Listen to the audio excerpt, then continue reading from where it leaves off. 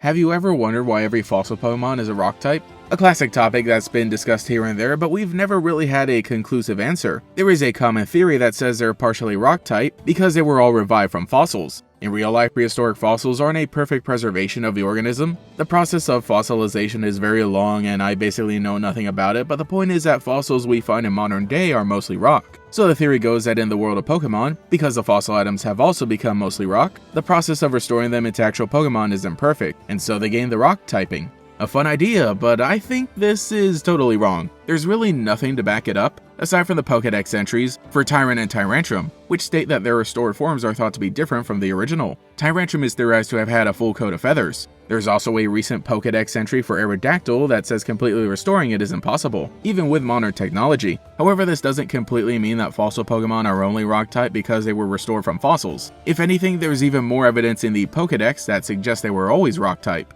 Concerning Aerodactyl, we get a better picture with its Mega Evolution, which is covered in jagged rocks. Some scholars claim that this is Aerodactyl's true appearance. Mega Evolution awakens and restores dormant genes. This is what the Pokédex entry about the modern day form not being a true restoration really means. Also, there's a fact that Aerodactyl's DNA comes in the form of an item known as the Old Amber. Literally a reference to Jurassic Park and how the dino DNA was harvested from prehistoric mosquitoes trapped in amber. Some of the original official artwork of the Old Amber literally has a bug inside it, though that brings up a few more questions about why there's an actual mosquito in there. But the main thing to gather from this is that Aerodactyl's DNA wouldn't have come into contact with rocks in the same way the other Pokemon fossils did. Also, I want to bring up a weird Pokédex entry for Kabuto, which says that on rare occasions it has been discovered as a living fossil. And yet there are no variations of Kabuto that are only water type, or like bug and water. This goes along with Relicanth, a Pokemon that isn't technically a fossil Pokemon, but it is often grouped up with them thematically. The Pokédex tells us that it has existed for 100 million years without ever changing its form. And guess what? It is also a rock type. And so my counter theory with all this considered is that a lot of prehistoric Pokemon were actually rock type. Maybe not every single prehistoric Pokemon, just at least the ones that we've discovered so far. Or it could also be that the ancient rock type Pokemon from back in the day are the only ones that can be preserved well enough inside a fossil that can then be restored later in the future. I do also want to bring up the anime really quickly. It shouldn't always be used as evidence to prove theories in the video games, but I do find it really curious that it uses the trope of prehistoric animals living for so long underground in their own little ecosystem, in not only the debut episode with all the original fossil Pokemon, but in a few other episodes and some of the movies later on. The point is that we see these Pokemon and visually they're not very different from their restored forms that we would get in the video games and other media, and nothing is said about them not being rock type. I mean, at least with Aerodactyl, it always has that rocky body look, so here it is here.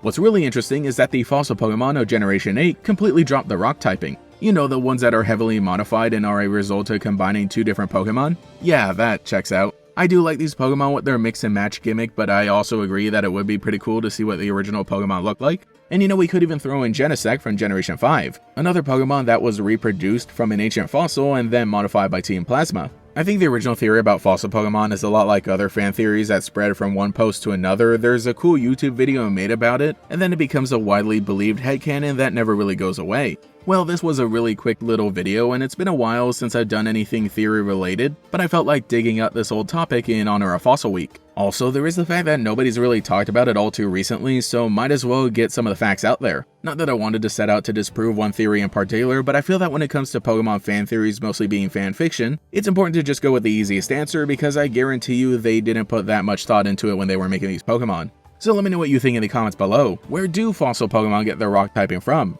And for your favorite fossil Pokemon, if you could replace it with something else, what would you choose? Though just remember that it's all fun and games because at the end of the day, these Pokemon's typings are set in stone. But I should get back to doing even more Pokemon research as we continue with Fossil Week.